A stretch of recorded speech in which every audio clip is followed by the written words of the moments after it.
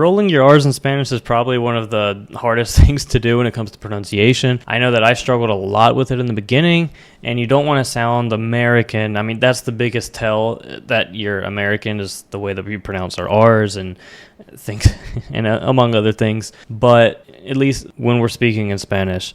So this is going to be about how to roll your R's even if you can't, because some people just can't. I mean, there are some native speakers that literally just can't genetically, their tongue just it won't vibrate to be able to make that rolling R sound. And I have that same issue. I've done a lot of practices. I've done a lot of work trying to be able to just roll my R's continuously. But I've also got a trick to help you if you're in that same boat as me where you just can't. Please like this video if you enjoy this content, you're a Spanish learner, and don't forget to hit that subscribe button to subscribe to the channel. So first of all, rolling your R's, let's just talk about the position of the tongue. So let's say that these are your lips, right? The palm of my hand is where my lips are, and this, where my fingers are, represents the top of my mouth. And this is my tongue. So the tongue comes right behind the teeth, and you push a lot of air through, and it causes your tongue to vibrate. Okay, but kind of between the roof of your mouth and the right behind your teeth, it'll vibrate like that. Mine won't vibrate, it'll just do that, right? So what I do is I just put my tongue farther back in my mouth. I start it farther back and just do one long sweeping motion to produce that sound. It's not perfect, you know, it's not 100% perfect, but it's like 95% perfect, and it gets the job done. In Spanish, there is absolutely no use to rolling your R's continuously unless you just want to sound cool or put emphasis on something. It is never necessary in any word, even a word like ferrocarril, railroad.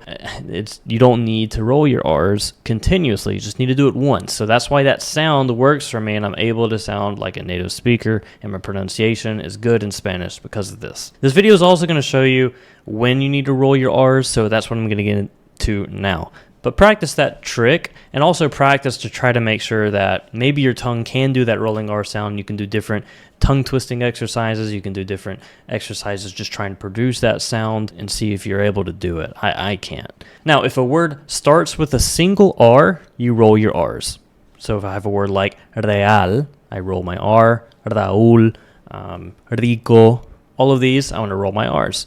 And if a word is a double R, which is always going to appear somewhere in the middle of a word, you also roll your R's, like corder or perro, words like that. Now, the single R in the middle of a word or at the end of a word is where we do the single R sound. And the single R sound sounds just like the double T in the word butter, little. So make that sound with butter and pause right in that double T.